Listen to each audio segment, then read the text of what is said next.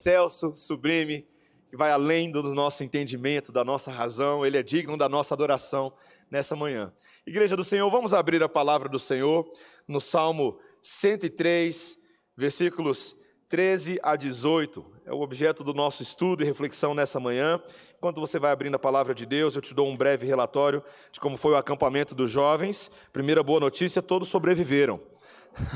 Voltaram vivos, garanto para vocês, alguns um pouco mais vivos, outros um pouco menos, mas foram dias ali muito bons, meus irmãos, de santa canseira e alegria, mas sobretudo de uma belíssima comunhão ao redor da palavra de Deus. Além de mim como pregador, tivemos o reverendo Quaresma e o reverendo Pedro também da Igreja Presbiteriana de São Sebastião, e foram reflexões muito profundas, meus irmãos, que tivemos ali, que desencadearam em boas conversas, em boa adoração com músicas, em boas brincadeiras, e Deus preservou esse grupo lá, e nós louvamos ao Senhor pelo crescimento espiritual e pela comunhão fortalecida durante esses dias. Irmãos, vamos atentar para a leitura da palavra de Deus, Salmo 103, os versículos 13 a 18, nesse momento. Como um pai se compadece de seus filhos, assim o Senhor se compadece dos que o temem, pois Ele conhece a nossa estrutura e sabe que somos pó. Quanto ao homem, os seus dias são como a relva, como a flor do campo, assim ele floresce, pois soprando nela o vento desaparece, e não conhecerá daí em diante o seu lugar. Mas a misericórdia do Senhor é de eternidade a eternidade sobre os que o temem, e a sua justiça sobre os filhos dos filhos, para com os que guardam a sua aliança e para com os que se lembram dos seus preceitos e os cumprem. Amém. Vamos orar, irmãos. Ó Senhor, a tua boa palavra está diante de nós nessa manhã. Queremos que ela seja verdadeiro alimento para as nossas almas, verdadeira bebida para nos refrigerar a secura espiritual e verdadeira bússola, Senhor, para nortear nossos caminhos. Em nome de Jesus. Amém. Meus irmãos, vocês provavelmente já ouviram essa expressão antes. Abismo de gerações. Já ouviram essa expressão antes? Para você tentar entender um pouco o que é essa expressão, deixa eu fazer algumas perguntas para você quebrar a sua cuca junto comigo essa manhã. Qual que é a distância que separa um casal, digamos aí, na faixa dos seus 30 a 40 anos, e seus filhos adolescentes e jovens ou crianças? Qual é a distância? Eu não estou falando aqui apenas de números de anos. Qual é a distância que separa agora esse mesmo casal em relação aos seus próprios pais? Talvez às portas da terceira idade ou jamais avançados em dias. Quando você começa a pensar na verdadeira distância, é disso que nós estamos falando, de abismo de gerações. Isso que ao longo da história tem sido identificado como as grandes diferenças que existem no conjunto, talvez, de valores, crenças, nos comportamentos culturais. Tem um autor cristão, musical, um dos melhores, chamado João Alexandre. Eu gosto muito dele. E quando o Felipe, filho dele, que toca teclado igual eu, estava aprendendo música, ele e o João Alexandre, o pai dele, compuseram uma música chamada Abismo de Gerações. E essa música é muito bonita, porque o pai e o filho vão conversando dentro dessa música para tentar resolver as idiosincrasias entre eles.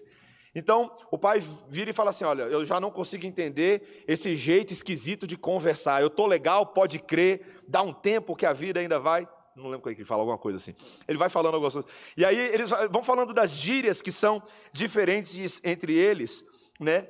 Aí ele fala, dá um tempo que a vida ainda vai rolar. Aí ele fala, eu sou fluminense, ele é flá. Se eu sou conversa, ele é plá. Os jovens falam plá hoje em dia, né? De entre nós se abrindo vai o abismo das gerações. Meus irmãos, isso é verdade, não é?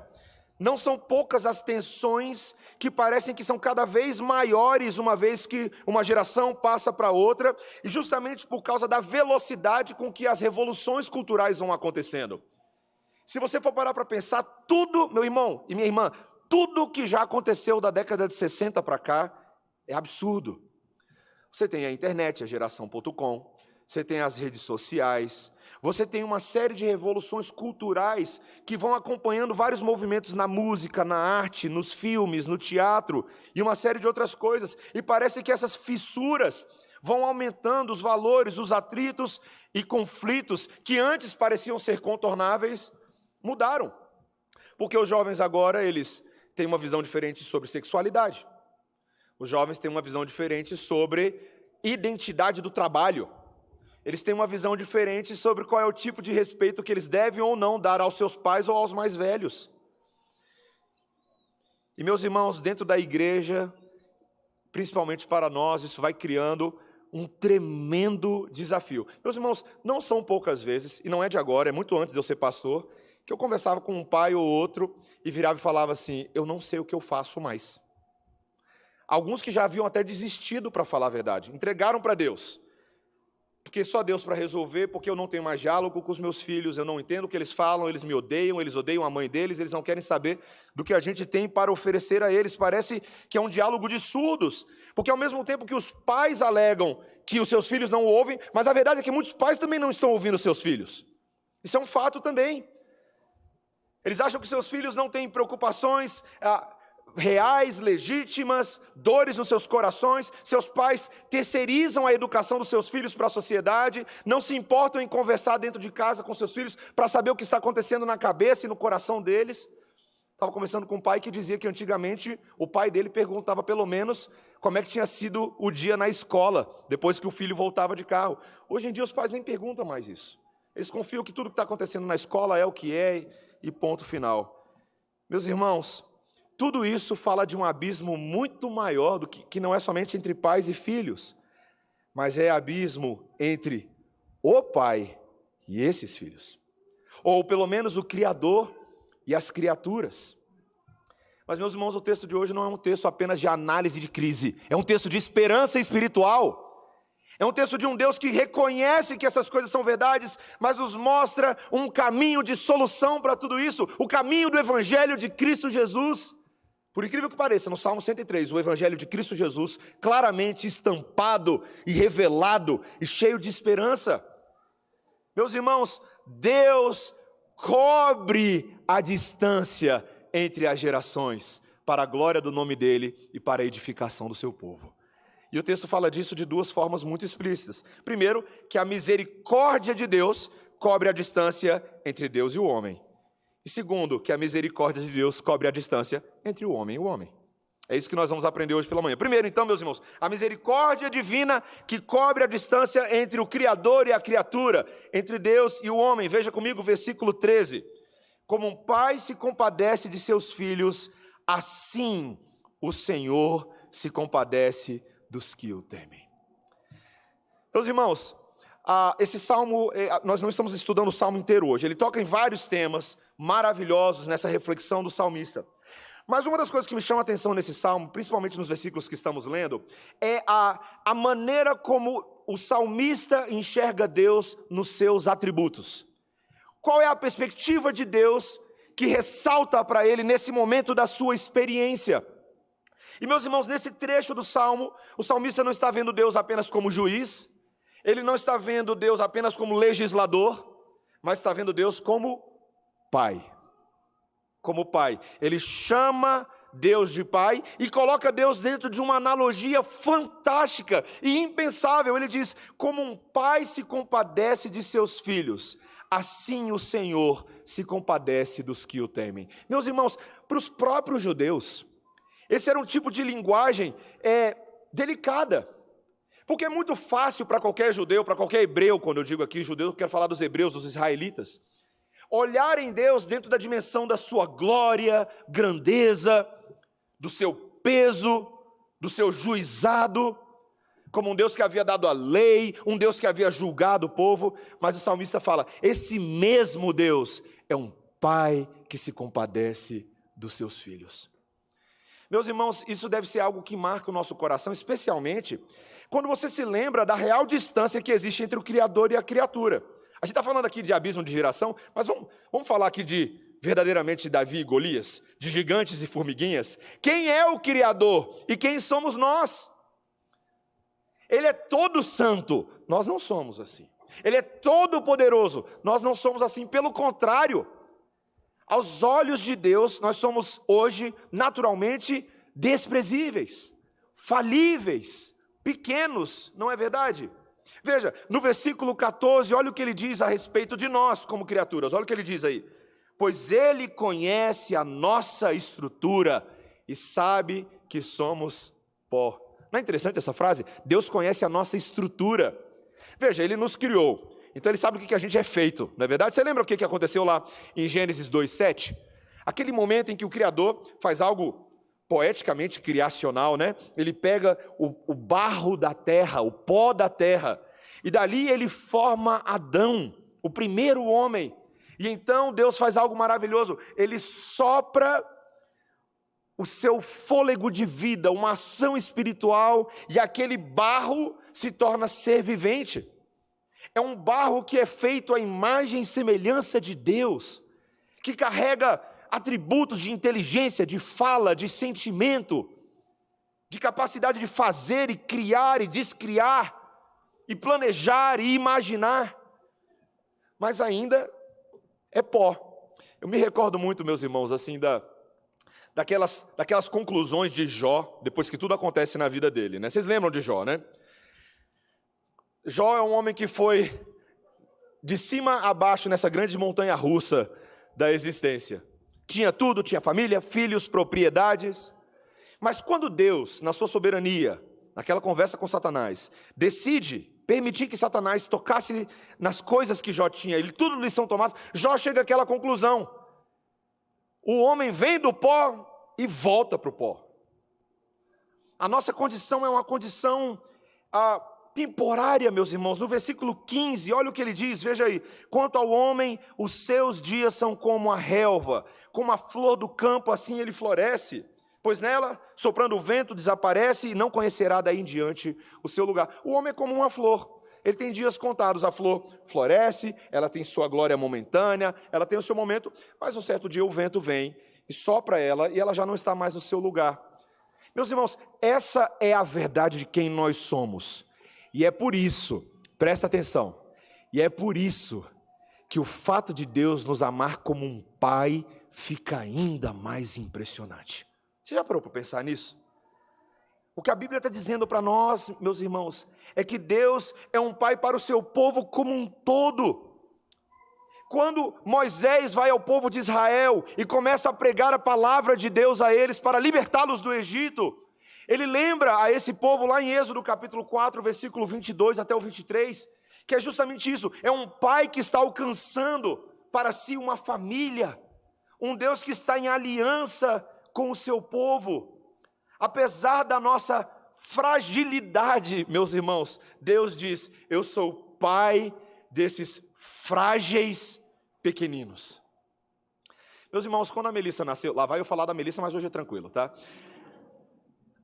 Melissa veio muito saudável e fortinha, mas Daniel veio premiado. Daniel veio premiadinho. Ele veio com uma APLV, já ouviu isso antes? Alergia à proteína do leite de vaca. Meus irmãos, esse negócio é brabo. Eu não desejo isso nem para o meu pior inimigo. Depois de ter visto o que fez na vida do Daniel. Os primeiros meses dele ali foram difíceis, meus irmãos. Ele tinha muitas cólicas, não conseguia mamar direito, e a gente não sabia o que estava acontecendo. Fazia tudo aquilo para tentar resolver o problema dele. Mas, depois, consultando a pediatra, descobrimos que, de fato, ele tinha essa alergia. E que, de duas uma, ou a gente mudava totalmente a alimentação dele, com fórmulas e tudo, mas Débora queria continuar amamentando, então a Débora ia ter que mudar toda a sua alimentação. E foi o que ela fez. Ela foi substituindo, virou temporariamente vegano, alguma coisa assim. Meus irmãos, o que é interessante é que o Daniel veio bem mais magrinho que a Melissa no início. Bem mais frágilzinho. Demorou um pouquinho mais para crescer ali, demorou um pouquinho mais para ganhar peso. E eu lembro que às vezes eu ia à noite para o quarto dele e ficava olhando assim, Daniel magrinho, aquele cabeção, mas magrinho. Eu ficava olhando para ele assim e falava, gente, como é frágil. Como é frágil. Mas eu pensava frequentemente, ainda bem que Deus me colocou na vida dele. E colocou a Débora na vida dele. Porque a fragilidade do filho é compensada pela grandeza dos pais. Pela capacidade dos pais. Meus irmãos, nós somos absolutamente frágeis. a gente morre por nada. A gente quebra por qualquer coisa. Mas o nosso Deus é um Pai que se compadece dos seus filhos. Meus irmãos, isso é tão glorioso. Deus verdadeiramente cobre as nossas vidas com a sua força, com a sua grandeza, com o seu poder. Quando Israel, vez após vez, revelou a sua fragilidade, Deus revelou a sua força, seu amor, seu cuidado. E é fantástico, meus irmãos, nós pensarmos isso. Isso é teologia na prática, tá? Um comentarista que eu gosto muito, ele colocou da seguinte maneira: quando Deus examina as nossas vidas, Ele se lembra da nossa condição humana, Ele se lembra também dos efeitos do pecado, mas mesmo assim Ele nos ama. E se Deus nos ama, esse comentarista coloca, a nossa fraqueza nunca deve ser usada como uma justificativa para nós continuarmos frágeis, mas para nós nos fortalecermos na força do Senhor. Meus irmãos, isso é tão maravilhoso. Deus, Ele nos alcança na nossa fragilidade para nos fortalecer, para nos encher de fibra espiritual, de obediência a Deus. Logo, nós devemos imitá-lo. Nós devemos usar a compaixão dEle como um poder espiritual para nós crescermos, nos tornarmos mais fortes, mais robustos no Senhor. Devemos verdadeiramente confiar naquele que tem toda a estrutura, que tem toda a robustez e solidez. Meus irmãos, e aqui também um aprendizado que eu não posso deixar de mencionar. É claro que quando nós olhamos para quem Deus é como um pai que tanto nos ama, logo nós chegamos à conclusão que muitos pais humanos falham em incorporar essa ideia. Não é verdade? A distância é grande.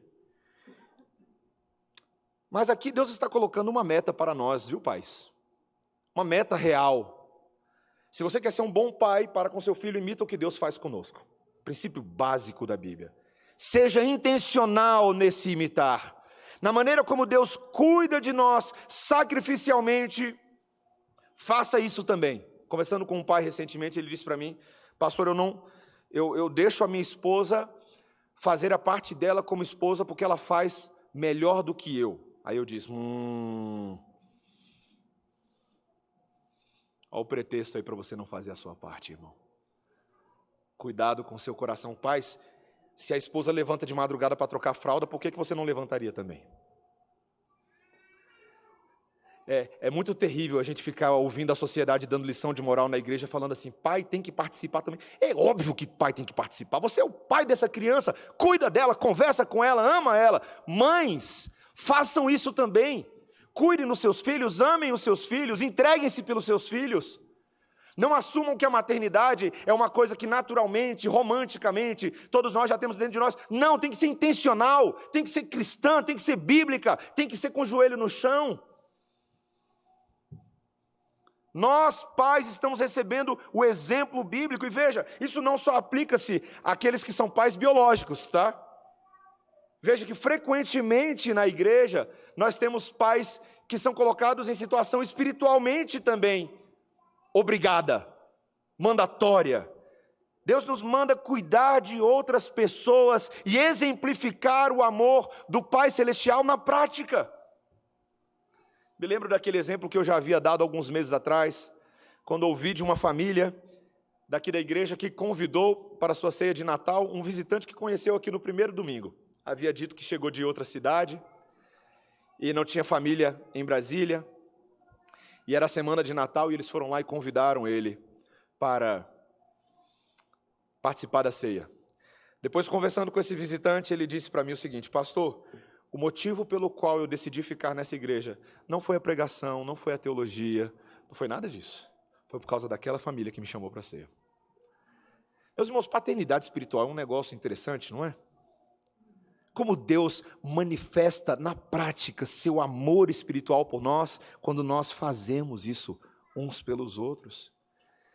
Meus irmãos, a distância que Deus está cobrindo aqui com a sua misericórdia, também vai nos levar a cobrir essa distância entre nós. Esse é o nosso segundo ponto. A misericórdia que cobre a distância entre Deus e o homem, também cobre a distância entre o homem e o homem. Veja o versículo 17. Ele diz, mas a misericórdia do Senhor é de eternidade a eternidade sobre os que o temem, e a sua justiça sobre os filhos dos filhos, para com os que guardam a sua aliança e para com os que se lembram dos seus preceitos e os cumprem. Meus irmãos, esse texto está muito centrado na ideia da misericórdia de Deus, mas veja bem, não como um conceito abstrato, tá? Mas a misericórdia de Deus com relação à finitude do homem. Veja, o texto está claramente dizendo: o homem é como a relva que passa. Ele nasce aqui e morre amanhã, morre no outro dia. As gerações são assim, elas passam. Mas há algo que permanece de forma duradoura em todas essas gerações. E ele chama a misericórdia do Senhor faz isso. Aqui é muito importante a gente atentar para o conceito bíblico-teológico de misericórdia, tá? Uma das palavras mais importantes que nós temos, tanto no hebraico e depois na tradução também para o Novo Testamento, é a palavra hesed. A misericórdia é o amor longânimo, duradouro, permanente de Deus. Esse amor longânimo, duradouro, permanente de Deus, o texto diz, é de eternidade a eternidade. Meus irmãos, vocês não acham fascinante quando aparecem umas expressões assim na Bíblia, não? Porque uma coisa é você falar assim: eu vou fazer uma viagem do dia 1º de abril até o dia 30 de abril. Mas como é que você calcula alguma coisa que é de eternidade a eternidade? Qual é o marco temporal disso? Não tem. Porque não tem mesmo. Significa que enquanto Deus é Deus, a sua misericórdia será misericórdia. Ela é sempre o que ela é. E meus irmãos, se você olhar as páginas das Escrituras Sagradas de Gênesis a Apocalipse, você vai ver uma misericórdia teimosa que não larga o povo de Deus. Ontem à noite eu estava conversando com meu cunhado, o Jardel. Ele estava compartilhando um pouquinho sobre a sua leitura bíblica e ele contando a sua percepção ali para mim de como alguns padrões vão se revelando na Bíblia. Quanto mais você lê a Bíblia em sequência, quanto mais você vai acompanhando a narrativa das Escrituras, mais você vai percebendo os padrões permanentes de quem Deus é. Deus é santo o tempo inteiro. O tempo inteiro. Deus é verdadeiro o tempo inteiro. Mas, meus irmãos, Deus é misericordioso o tempo inteiro. A ira dele pode ter expressões pontuais, ela se manifesta aqui, ela se manifesta ali, mas Deus frequentemente responde a sua própria ira com uma misericórdia longânima.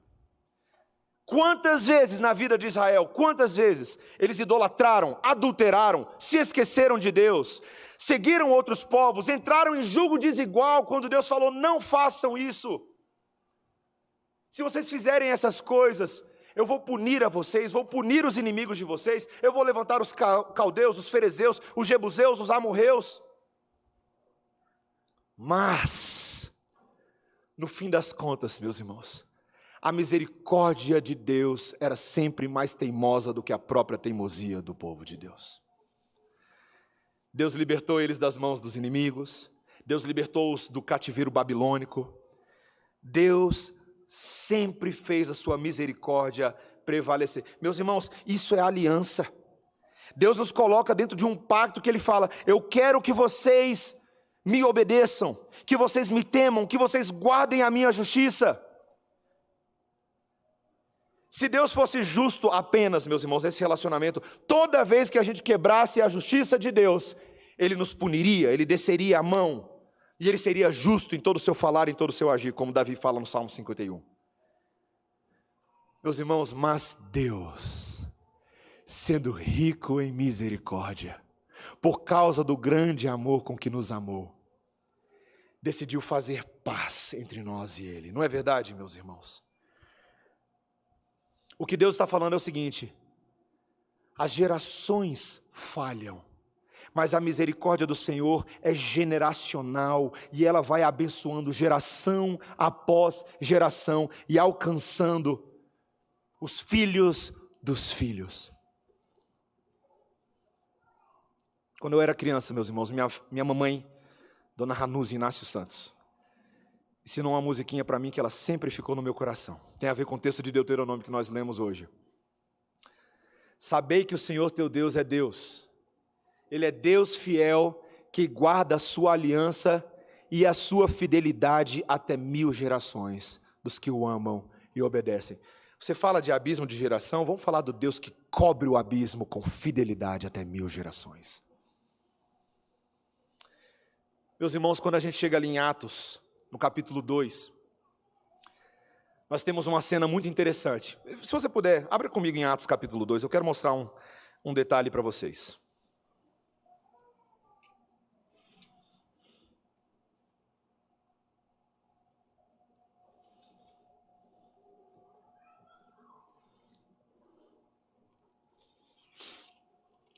Atos capítulo 2, meus irmãos, é aquele texto glorioso sobre a descida do Espírito Santo, não é? No versículo 1, ao cumprir-se o dia de Pentecostes, estavam todos reunidos no mesmo lugar. De repente veio do céu um som como de um vento impetuoso e encheu toda a casa onde estavam assentados, e apareceram distribuídas entre eles línguas como de fogo, e pousou uma sobre cada um deles. Todos ficaram cheios do Espírito Santo e passaram a falar em outras línguas, segundo o Espírito lhes concedia que falassem. Todo mundo gosta desse texto, meus irmãos. Não importa se você é muito tradicional ou muito renovado, carismático. Todo mundo gosta de lembrar que Deus avivou a sua obra nesse momento, não é verdade? Que Deus fez algo maravilhoso. E as pessoas gostam de falar aqui, tá? O pessoal gosta de falar de dom de línguas, milagres, curas. Toda essa discussão tem o seu espaço e tem que ser qualificada. Mas, meus irmãos, o que nós perdemos muitas vezes de vista era o que Deus realmente estava fazendo na descida do Espírito Santo. Deus estava cumprindo suas promessas generacionais. Deus estava prestes a provar que a sua misericórdia era até 1000 gerações dos que o amam e o obedecem. Pula para o versículo 38 aí.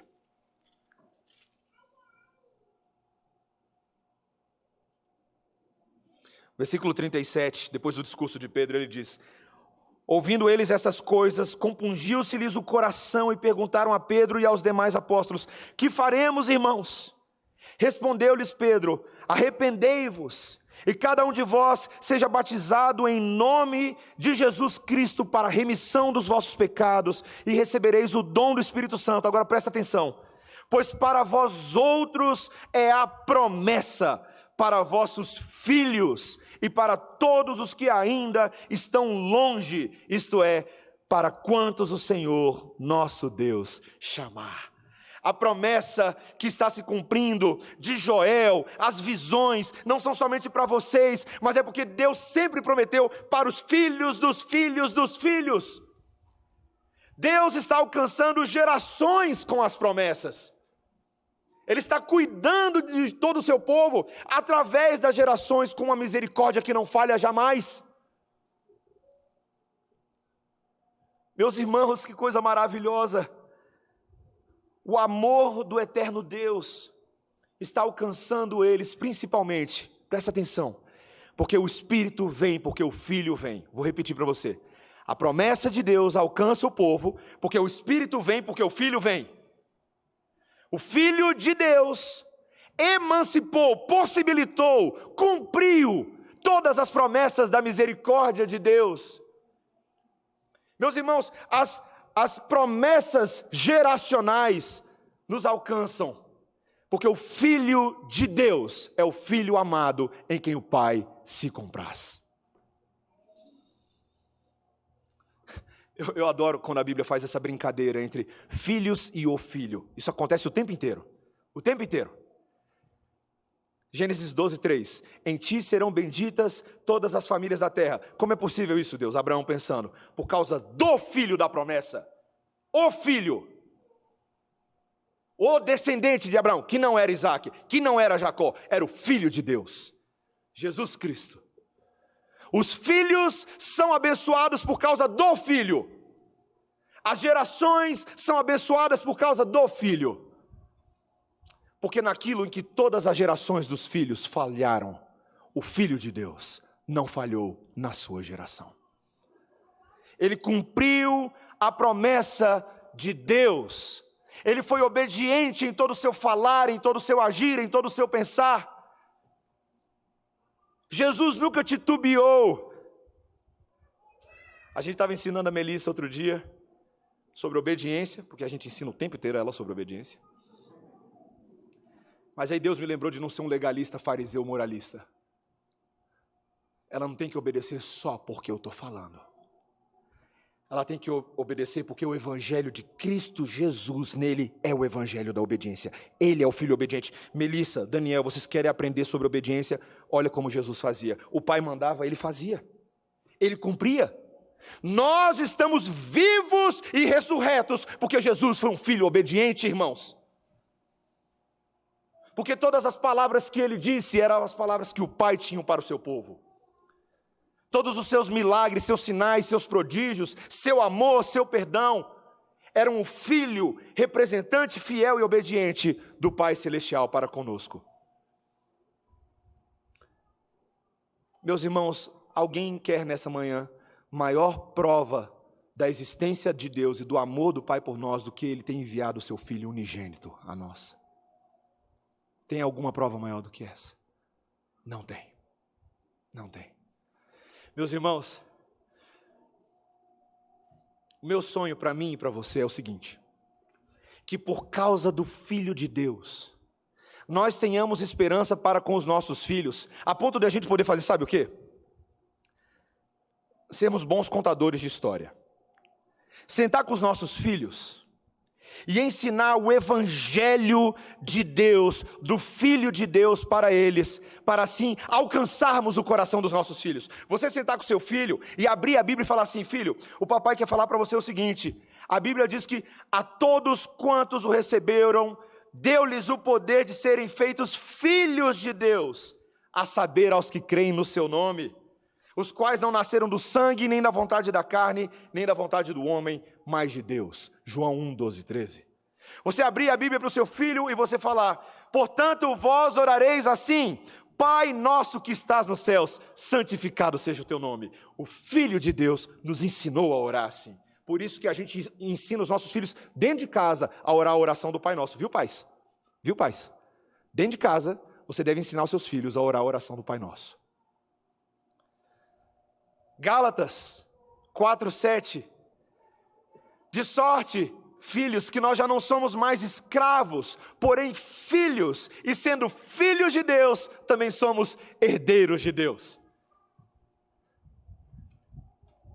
Se o seu filho, papai e mamãe, chegar para você: dá minha herança que eu quero sair fora de casa, fala: não, deixa eu te falar da herança celestial que nós temos como filho de Deus.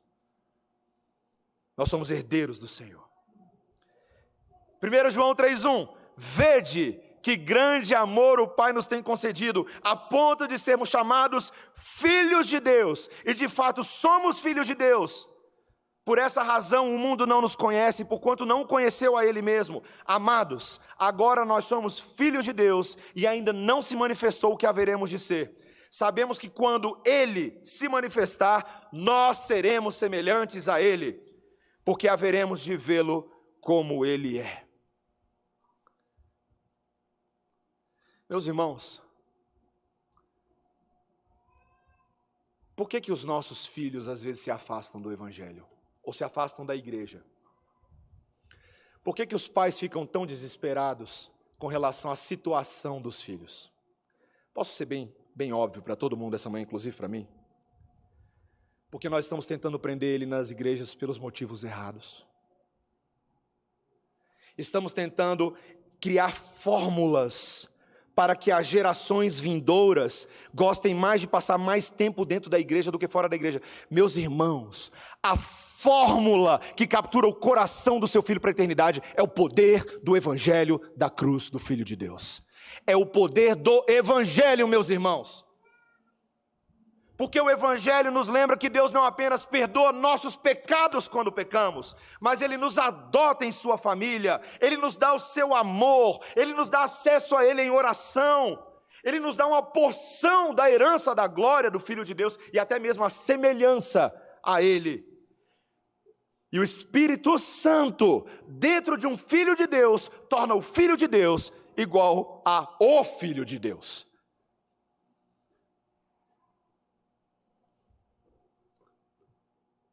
Se nós queremos, meus irmãos, ganhar as gerações vindouras para Jesus, tem que pregar o Evangelho.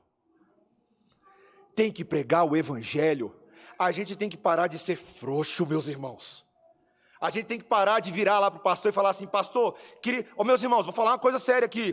Pastor, queria alguma atividade aí na igreja para dar um jeito no meu filho. Prega o Evangelho para o seu filho, meu irmão. Prega o Evangelho para ele. Olha no olho do seu filho e fala assim: filho, papai te ama, mamãe te ama, então senta aqui, porque a gente vai falar de Jesus agora. E fala de Jesus até arrancar a lágrima do olho dele. Não tenha medo do Evangelho. Não delegue o Evangelho para outros. Cuide dos seus filhos como Deus cuida de nós. Não tenha medo, meu irmão. Deus prometeu nos ajudar. Uma mãe, uma vez, veio conversar comigo, com a Débora, e abriu o verbo, abriu o coração, e ela falou assim: olha, eu confesso para vocês que eu não aguento mais, esse negócio é muito difícil. Eu não sei onde eu estava com a cabeça quando eu decidi ter filhos. Não é curioso a gente, né? Antes de ter filho, a gente está doido para ter. Depois que tem, inclusive eu vi essa semana, se permitir, eu vou compartilhar. Uma família brincando, tá, gente? É brincadeira, tá? Virou e falou assim, já estavam com 3 filhos, né? Aí falaram assim: rapaz... Aí depois que já estavam com os 3 filhos, aí a outra família perguntou para ele: e aí, agora, o que vocês vão fazer? Vai ter mais? Aí a família falou: rapaz, já estamos pensando em adoção agora, né? Já colocamos um para adoção, agora vamos colocar mais 2. É brincadeira, tá, gente? É brincadeira. É trabalhoso, né? É difícil. Meus irmãos, eu e Débora, a gente simplesmente chorou com aquela mãe. Porque tudo que ela estava falando era exatamente o que a gente estava vivendo naquele momento. Estava muito difícil. Essa noite mesmo, achei até que minha esposa nem vinha para a igreja agora pela manhã, porque o Daniel simplesmente não queria dormir, meus irmãos. Está doente, está dodói. É difícil, é. Mas é por meio do sacrifício de alguém que cuida de outros que nós estamos aqui, não é verdade? Não é o verdadeiro amor sacrificial de Deus que nos mantém de pés? Meus irmãos, o sacrifício de pais biológicos, adotivos, espirituais, que amam seus filhos, redunda em glórias e frutos de justiça para a glória do nosso Senhor. Nessa manhã, meu irmão, minha irmã, nós temos a esperança real de que Deus cuida de nós e nos ama, e de que Ele pode alcançar o coração dos filhos. Fecho o meu sermão, meus irmãos,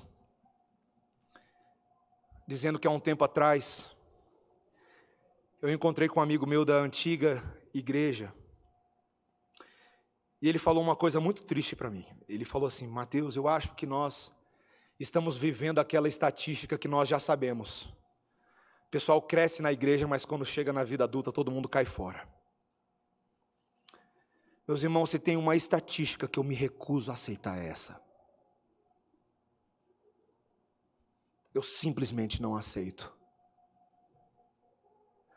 Porque não é o diabo que prevalece sobre as portas da igreja, é a porta da igreja que prevalece sobre o inferno. E meus irmãos, Deus tem me dado uma alegria aqui na redenção, aqui, de ter de volta alguns amigos do passado. Alguns que saíram cedo, mas têm voltado porque Deus vai recuperando o coração. O Evangelho vai agindo, o Evangelho vai trabalhando, o Evangelho tem poder para desfazer toda aquela construção do maligno que a pessoa experimentou fora da igreja. Deus tem poder para restaurá-la. Então nós não precisamos crer na estatística do mundo, nós podemos crer no poder do Evangelho, que traz filhos pródigos de volta para o lar. Por que, meus irmãos, que nós podemos crer? Porque esse Pai Celestial que aguarda filhos pródigos estende os seus braços e diz: manda trazer uma túnica, manda trazer uma sandália e um anel, porque o filho que estava perdido foi achado. O Deus celestial, quando encontra seus filhos pródigos, Ele dá festa no céu com seus anjos, é o que Lucas 15 nos diz. E se Deus faz isso, meus irmãos, nós devemos ser coparticipantes na obra de alcançar gerações para a glória de Deus. Que o Senhor faça isso em nós e através de nós, meus irmãos. Que nós não tenhamos medo de pregar sobre o Filho em quem Deus se compraz. E através dele, muitos virão para este aprisco. Amém? Vamos orar, irmãos.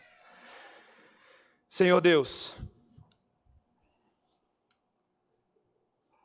nosso irmão João Alexandre capturou muito bem quando ele disse que por isso Deus tem que ser para nós um ponto de encontro, uma mesma voz que nos converte um ao outro e nos traz a paz. Porque Deus está fazendo isso conosco, portanto, nós devemos fazer isso uns pelos outros. Senhor, nós vivemos a difícil tarefa da paternidade espiritual, da maternidade espiritual, mas nós cremos, Senhor, que é o poder do Evangelho que nos converge a Ti e a uns aos outros também, Senhor.